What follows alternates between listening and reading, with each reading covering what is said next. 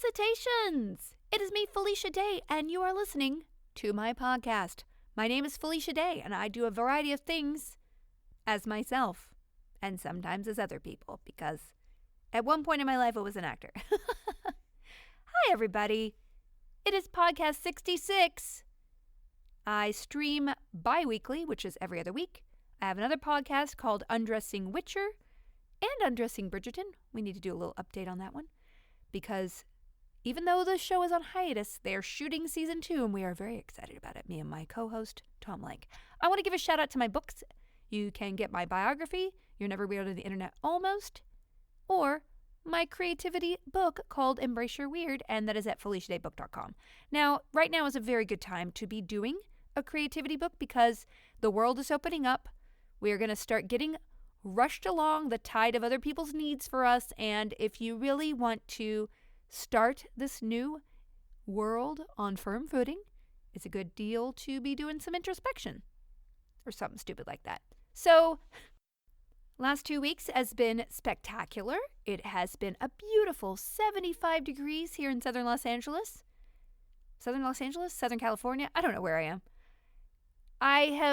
Just this week I've been reminded why I live here. Because other people, Austin, when I call my brother, it's always raining over there. It is so beautiful here. The sunlight is spectacular. It's golden.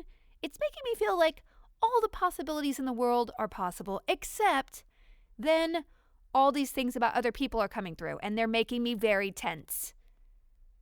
Are you guys experiencing this as well? Where people are all like, yay, let's have a picnic. Hey, we're both vaxxed. Let's have a coffee /lunch/dinner /let's go to Disneyland. No. Get thee back, Satan. All right? I like you. I would be happy to Zoom with you. You in my body space. Someone went in for a hug. I'm like, too soon, buddy. I've only known you for 10 years, okay? This is too soon. The only person going to get this close is my daughter, who she's definitely spit and defecated and vomited on me, okay? There are no parameters with her, but otherwise, I'm not at the hug stage yet. Someone invited me to go dancing this weekend. I don't care. I don't want to be in a room with sweat particles from other people. Am I being excessive? Yes, but I need to not be rushed into this other human situation, because quite frankly, as y'all know, I am at home here. I don't want to go out. I am fine never seeing another human being again. I'm sure a lot of people associate with this because I know introverts testify. Raise your hands. Why did I say that like that? I don't know. I just know that it's really hard for me to wrap my head around the fact that I could go a lot of places. I could do things. And especially here in LA, everyone's just doing what they're doing. Nobody's wearing a mask anymore. Everyone's eating out. Everything's crowded. I was in line the other day at Grand Central Market, which is a wonderful place to go. If you come to LA, please go there. The food is fantastic. But I was in a line for taquitos, and there was a person pretty much 2 feet away from me in line, actively breathing. We were exchanging breaths. And I kind of didn't want a taquito by the end of it. So I don't know. Other than that, I had a couple of disappointing things happen this week. I had a job that I thought I had fall through, which it was one of those things where just a confluence of misfortunes happened. No apparent person's fault, just a poop sandwich. It was a 7-layer poop sandwich. And so I didn't end up getting to do a job this week that I really wanted to do, which I was very, very upset about. And I even cried in front of my daughter for the first time. And she was fine with it. She did give me a hug. And then I was like, oh, I remember the few times that my mom cried in front of me. It was as if it was the end of the world. So I was like, I don't know if that's because my mom never cried in front of me, or it was always such a dramatic situation when she was crying because it was so extreme. I have no idea. I just know that A, I want to be strong for my baby, but B, I don't want her to be terrified of me crying like her world's gonna fall apart, right? So I was very like, baby, I'm just feeling really disappointed. You know how when you feel disappointed because I can't make you biscuits instantly? That's what I'm feeling a little bit. And then And like 2 minutes later, I was fine and she was fine. And I did, in fact, make some biscuits. I made a lot of things, okay? And I want to just talk about that this week, okay?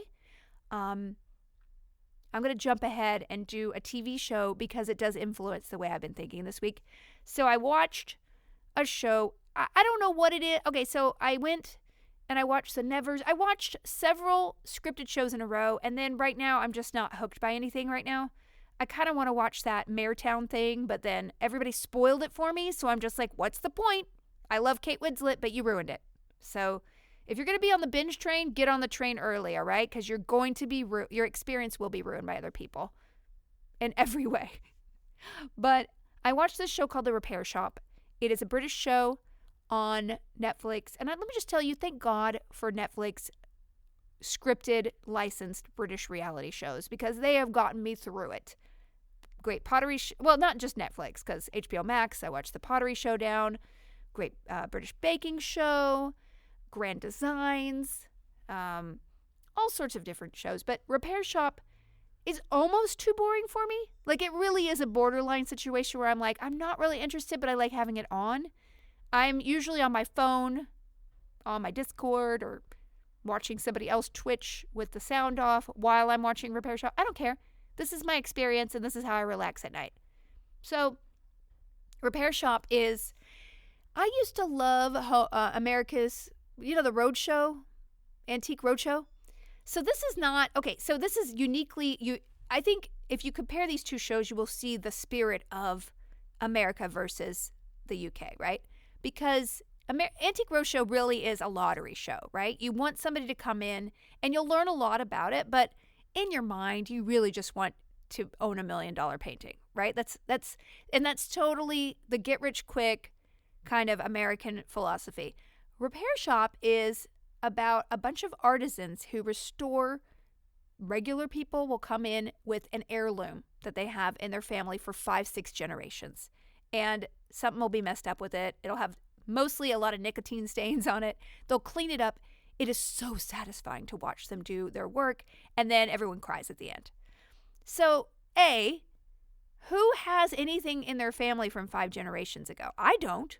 I don't have one thing from my family 1 generation ago. I think I have a brooch from my grandmother who passed away. That's it. We are not a family of objects. We are not a rich family. Neither sides of my family are from anywhere, although I do have a captain in the American Revolution somewhere in my family. So, I don't know. I could be an American Daughters of the Revolution person, but I would never want to do that because it seems like a repugnant organization. But maybe it isn't. I don't know. I'm ignorant about the whole thing, and I don't want to be a member of anything else. But, so I don't have anything. There's nothing that I can point to. I'm like, your great-great-great-great-grandma had that.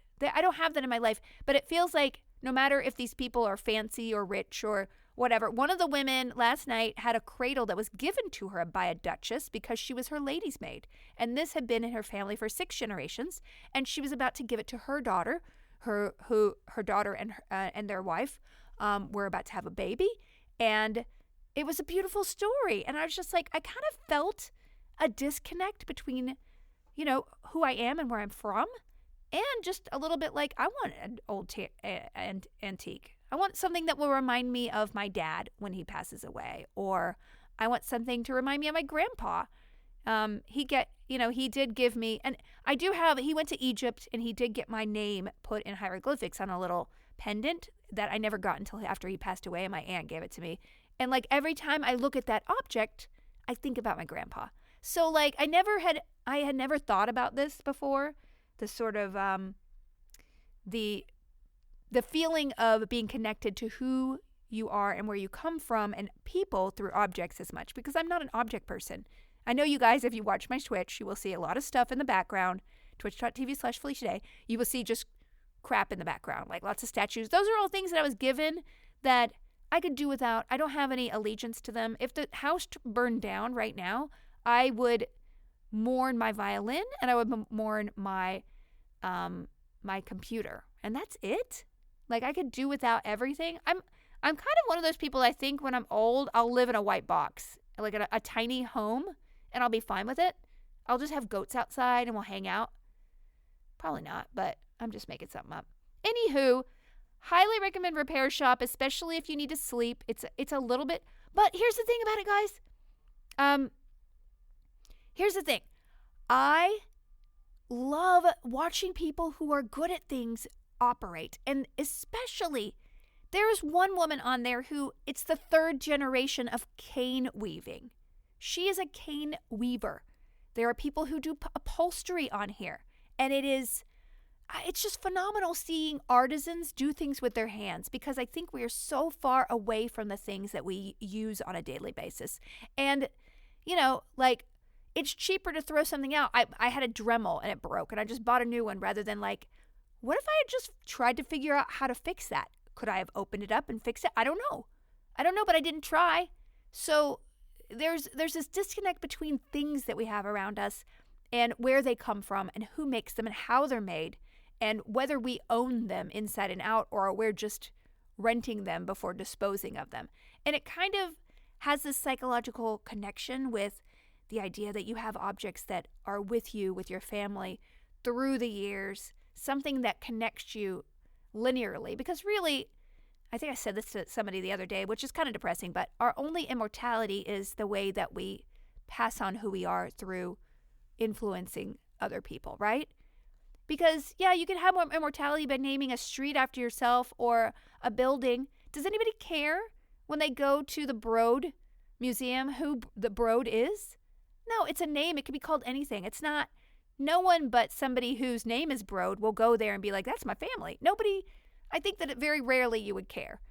But, objects of art last, and people kind of want to know who those people are. And the way that you influence either your children or the people, the next generation under you, the principles, the belief systems that you pass along, that evolves. That can make other people stronger and better versions of themselves faster than what you had to go through. And that's why teachers really are they are the conveyors of immortality more than anyone. And we could hope that there's a through line. It's when we're living in a world now where science is not appreciated and we're having sort of like a real stopgap in knowledge. That's the depressing part, because it's like, well, all those generations of knowledge are now being kind of messed up, but I'm not going to get into that. Anywho, just a little philosophy about Repair Shop. A really sleepy show on Netflix. Highly recommended. I got a butter churn because of this show. I don't know if any of you caught my Instagram this week. It's only up for a day, then it goes away. But while I was watching Repair Shop, so tired because I'd had a really hard time sleeping one week. I don't know what was going on. I had family visiting, and then the baby woke up every single night. And when she starts interrupting my sleep gets interrupted on a permanent basis. I have to take something to go to sleep and then reset myself. It was a week of torture. And I got hit in the mouth. Like a lot of things just went on. I was very irritated. She thinks no is really funny and thinks that hitting people in the face with things is fun. It's just parent struggles on top of visitors for the first time, which actually stressed me out a lot, on top of everybody wanting to meet in the world. And I'm just like, guys, this is too much for me. You know what? The door is closed until I open it, all right? Just bounce your ball off of my closed door until I decide to open it a wee bit for you. So I bought a butter churn. I think I told this story a little bit in The Witcher. I don't know. I got to space my podcast out better. So I did get a butter churn, and I bought it. And let me just tell you, it was delicious. I went to Erewhon, which is a famously expensive Los Angeles grocery store. Now, so famous that it's like $13 for a strawberry. Y'all, I'm not exaggerating. Just go online and look up Erewhon, and you will be amazed at the prices of this place. It is so, I love it, but of course, I only allow myself to go once a month to get like a couple of things I can't get anywhere else because it is so overpriced. And they have those strangest things like they have camel hump fat that you can cook with. And I'm like, how is this? I mean, I guess it's natural. They have everything in the world that is just strange and made from kelp. So anyway, Erewhon, I went there to get raw cream because I got my churner, and I was like, okay, let's do this and let's get some raw milk. I went there. It was $15, y'all, for 2 cups of raw cream. And first of all, I started looking at raw cream, and I'm like, I don't want to serve my baby raw cream, okay? If there's even a slight risk, and I know some of you are like, oh, it's better for you. There's no science that I could find that proves that raw milk and raw cream are better for you than raw cream. And the benefits, even the tiniest risk that I might make my baby sick is not worth it. So I cheaped out, quote unquote, and I got $6 fancy cream. And I went home and I churned that butter, y'all. I churned and I churned and I churned and I churned and I churned and I churned and I churned and I churned and I churned. And it was so delicious. I put sea salt in it and I mixed it. And it was so cool the way that I churned it, right? And it got really creamy and then it got hard to turn. And then it sort of congealed and all the buttermilk, which by the way, buttermilk is the milk left over from when you make butter. This is something I never knew. Buttermilk, it's on there, right there on the package. Didn't know about it.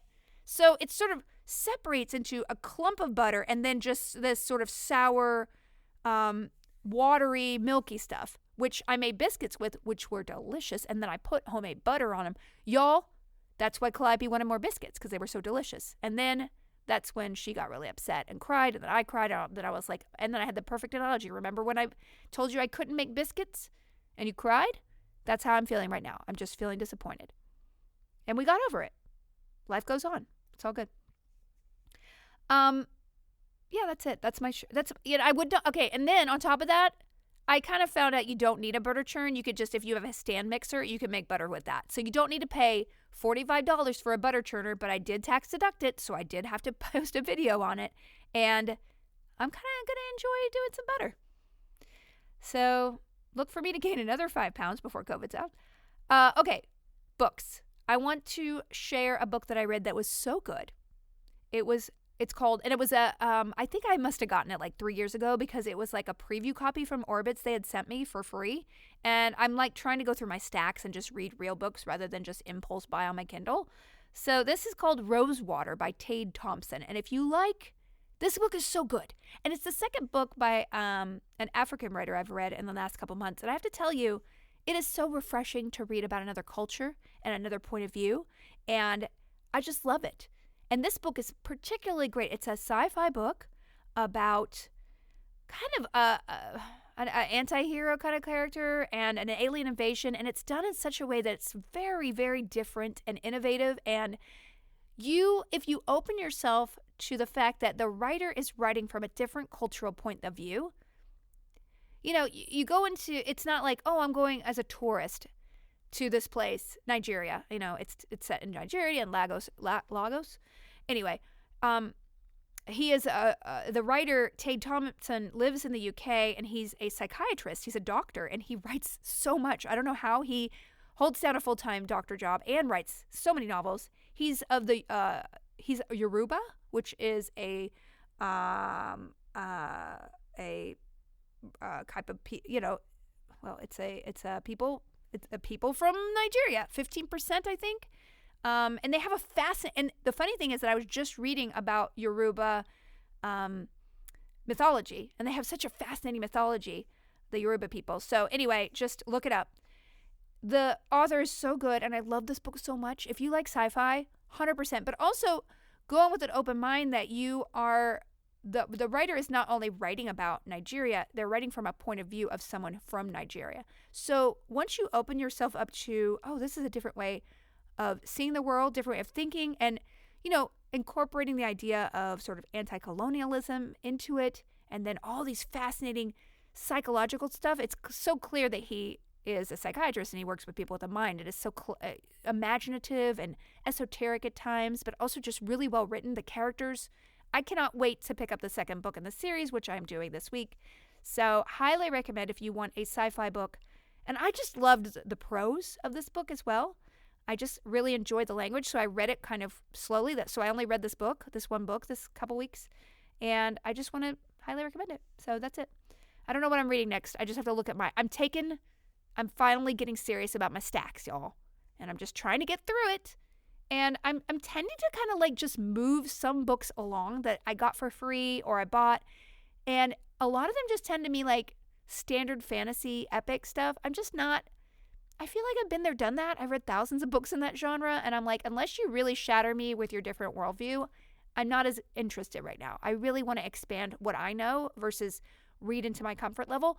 That said, I did finish, oh, I forgot. I did finish The Wandering Inn, which is a which is a gamelit book. And I have to say, I enjoyed it so, so much. This author is kind of famous for just putting out thousands of words all the time. So if you want to get into this world about this girl, basically it's a girl from our world who gets drawn into a fantasy world and becomes an innkeeper. But it's so fun, and it's game lit, but it's not so granular that you get bogged down in all the game terminology. And it's just like a fun romp. I highly recommend it. Like, I think I mentioned it before as a list, but I'd never really finished it. And I want to just recommend the read, and the writing is very fun, and the world building. It's obviously a gamer who's writing this, but at the same time, just really wonderful. I was just hooked. I was like, who doesn't want to go into a fantasy world and become an innkeeper? It's my dream. I also want to give one shout out to a new game that came out this week, not sponsored, but it's called Operation Tango. And Amy Okuda and I, on one of our Wednesday co-op days, played this together, and it is so fun. It's a asymmetric co-op game where you're doing sort of infiltrating and spying and trying to break into places together. And they just released the full game. They dropped off a goodie bag for me, so I will say that that's why it's top of mind. But I will also say it's a really awesome game. It's an indie game, and I'm always a proponent of that. But also, I just love co-op games. I love playing with my friends, and so I would highly recommend y'all check that out. It Takes Two is also another game that I was supposed to play with my friend Ryko this week. He dropped out on me. He's a bum. I will say that publicly to thousands of people. I'm just kidding. Not really. He had a job opportunity, so, he dumped me. But I played Mass Effect instead, and it's still so good. Y'all, if you love Mass Effect, my goodness, I never played Mass Effect 1, so I'm playing 1 with new eyes, but I played 2 to the point where I think it might be the most hours I ever put anything into any other game besides Skyrim, and wow. So, anyway, that's my game update. I also played a game called Castle Flipper, which was only like $12, and that was really, really fun. And it goes on top of the Powerwash Simulator, which I had to stop playing because it kind of triggers me. My house is clean, but there's a lot of really fun little games out there. And, if you're looking to fill an evening, why not pick one of those up? Okay, questions. We have a lot of regulars asking questions, and I really appreciate y'all giving me fodder. I know I need to get some guests on here. I'm not going to say anything about it. I'm not going to give you a promise. I said this to myself about my daughter, too. I'm not going to tell you something that I'm not going to be able to deliver anymore. I mean, not that I disappoint my daughter, but I'll be like, yeah, we could go this weekend to the zoo, and then we don't go. And then she doesn't remember, but I'm like, don't be that mom, okay? When you tell her something, we're doing it. So I'm even going to write things down so that I make sure not to disappoint her and all this stuff. So, anyway. Questions. Bloody Albatross asks, once Calliope is old enough, in what order will you show her the Star Wars movies? Will you ever show her more than the original trilogy? Were you able to keep her from knowing that Vader is Luke's father so far? Okay. These are very good questions, okay? I want to ask you. I want to just thank you. I don't think I'll show her the prequels. I remember going as a teenager to stand in line for the first one. I don't remember how old I just remember standing in line with my parents, and we were so excited to watch the first of the prequels. And I can't tell you just the sinking feeling in my heart about how much I did not like that movie. And it just disappointed me in so many ways. So that is almost a visceral experience for me, being so disappointed by, and listen, I don't like saying bad things about anybody else's work, because honestly, somebody's going to say that about something I do, and I'm going to be like, okay, I totally hear you. Maybe it isn't as good. Maybe I've said all I need to say. I should go away. But I do have the golden books that someone gave me of the original Star Wars trilogy. So she does know kind of the story, and I would love to show her the first 3. Also, I feel like the first 3 are less violent somehow. Like, it feels, when Anakin goes bad, it just feels so nihilistic and not hopeful and not what I want her to watch. It's I don't know, it's just such weird to say. There is a sort of naivety and a rompishness and almost a B-moviness of joy that the first three have, that it's just so perfect. And the relationships between the characters, there's so much love there and camaraderie, and that's not what's in the prequels, you know? So, yeah, I will only show her the first three. If she really gets into it, of course, I'll show her those, but only when she's old enough to be disappointed. And if she cries, I'll be like, remember that biscuit and the time I lost that job? So she does know about Darth Vader being their father, but, you know, we don't read the books a lot, and I'm hoping that maybe she won't add them up together. But if she does, it's still fine. I don't think it needs to be such a shattering revelation. That's me as a parent just rationalizing.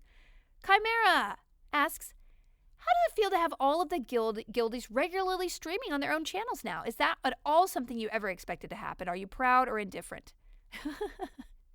Well, I don't know if I'm proud.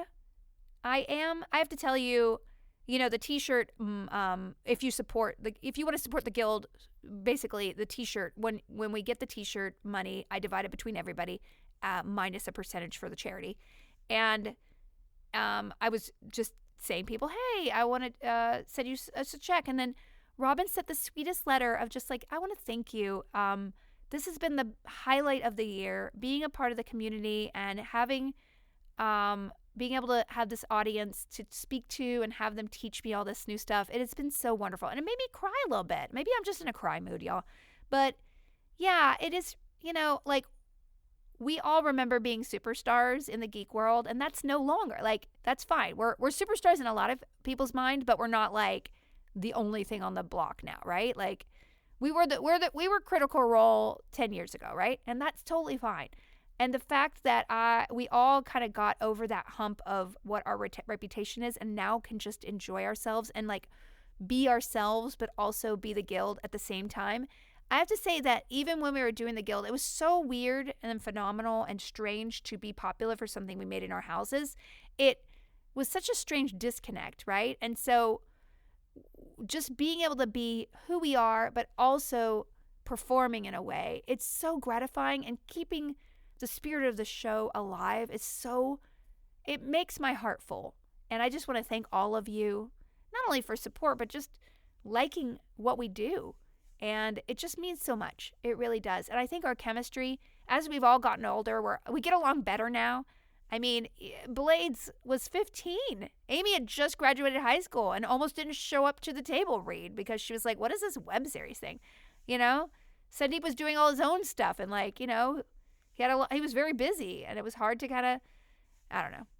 So now it just feels like a circle has been completed, because I've told this story before, but when the Guild Season 6 came out, I was now I realize I was just psychologically traumatized by Geek and Sundry and the amount of work I had to do. It was classic burnout. If you ever look up burnout, like devastating burnout. And burnout hits a lot of people, and they have to move on. And I, very many times in the years as I was recovering, I kind of thought, I don't need to do any of this anymore.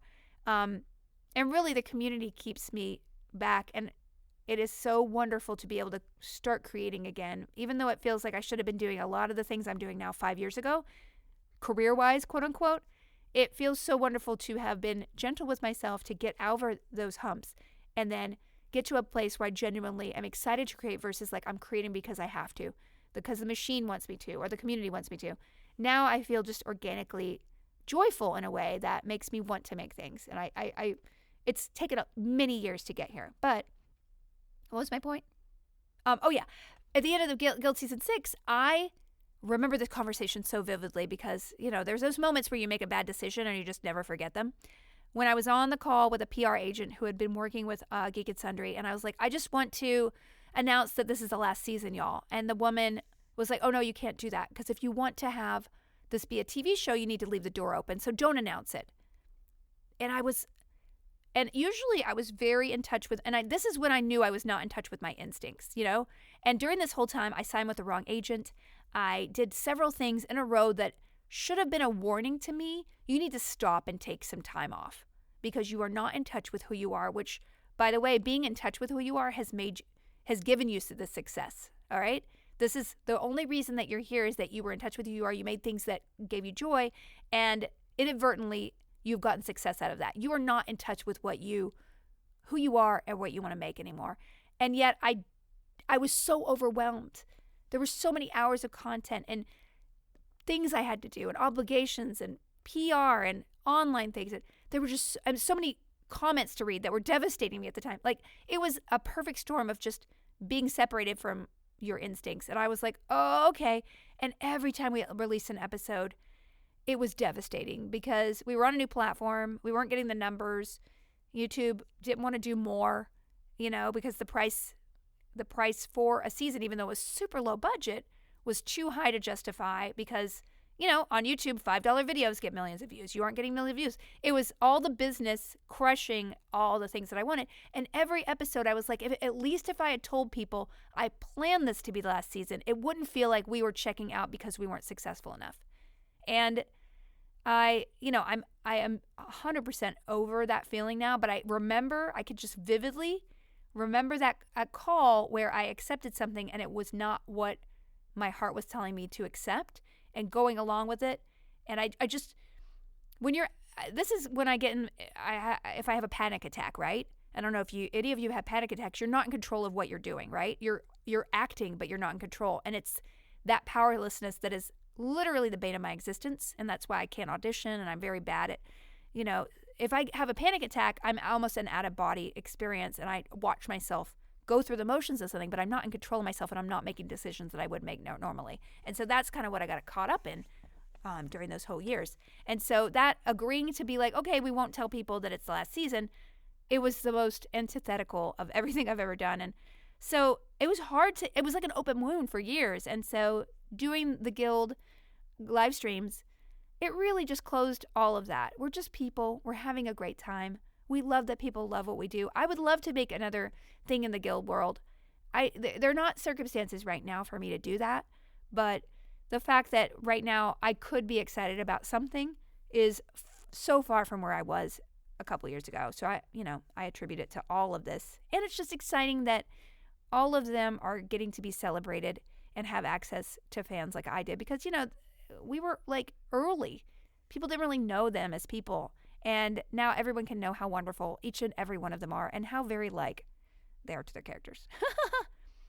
All right. Celifexist asked, okay, I thought I've had it for almost a half hour. Do you have a girl crush? Like a real girl? Have I had a crush on a girl? I mean, yeah. I don't even know what that question is. Like, I think I have. I don't know. I'm so out of touch with I don't know, y'all. Probably. I'm sure I had a crush on a girl before. Yes. I've never dated a girl, but I would. You know what? I have this weird thing, y'all, where I don't see a person's outsides. I see their insides. I don't see people's age or color or background. I just have this weird, and I know this sounds very stupid, oovy groovy, but I look at somebody and I see their soul in a way, their essence, and then it's beautiful. So I don't know. I think that we're all hung up on the outsides of people, and you could love anyone. And why are people so fixated on it? If you want to talk about a girl crush, like a Hollywood girl crush, I have a total crush on Issa Rae. And we had lunch one time. Every time I see her, I remember this lunch we had years ago together where she was writing her book. It was before her TV show was coming out. And she had done Awkward Black Girl, which I had just fanned over and thought, and so admired her. She did her own web series and she was doing another one. And I was like, don't do a business, be the showrunner that you want to be. I mean, I'm not claiming credit for anything. I was just the thing that I did took me away from what I probably should have been doing. So, and now I see her now, and she is an icon. She's inspiring so many people, and she inspires me because not only is she a kick-ass creator herself and a star and an actor, but she has this production company. She has 15 shows going, and I was just like, wow, if I could trade, I wouldn't trade places with her because everybody does their own trajectory, but I admire what she's done so much, and knowing her and how lovely she was as a person, but ambitious and knowing who she was, I was like, there's no ceiling for her. She's going to soar. And that's kind of exciting.